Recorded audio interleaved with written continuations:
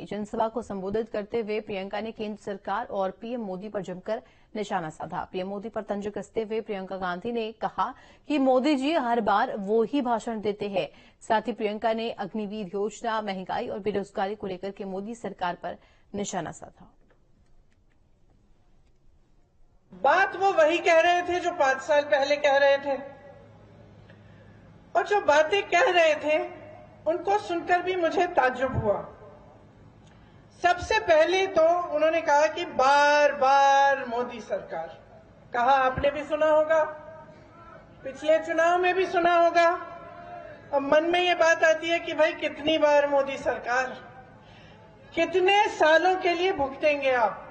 क्योंकि देवभूमि उनके लिए सिर्फ उसी समय थी जब चुनाव का भाषण देने का समय था, जब आपदा आई, जब मुश्किलें हुई, जब लोग संकट में थे, तो देवभूमि नहीं रही।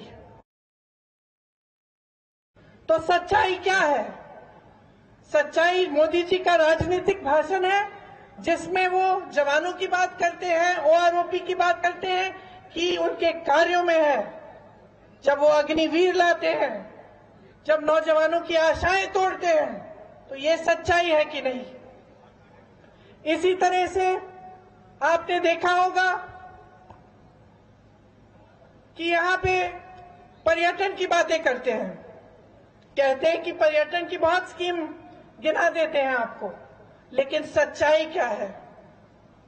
सच्चाई आपके जीवन है, सच्चाई आपका संघर्ष है, सच्चाई आज की बेरोजगारी है, सच्चाई आज की महंगाई है।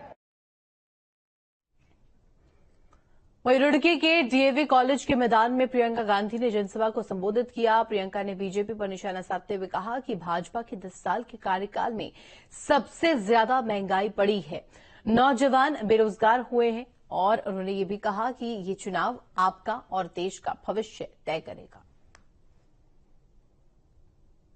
आपको जागरूक बनना पड़ेगा।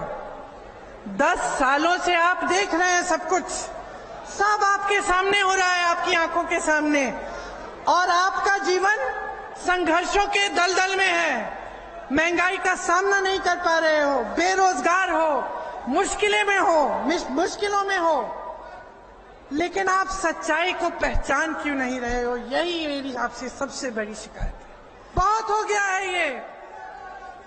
जागो और तय करो कि इस बार जो सरकार आप लाओगे वो आपकी सरकार होगी। बीजेपी के प्रदेश उपाध्यक्ष मुकेश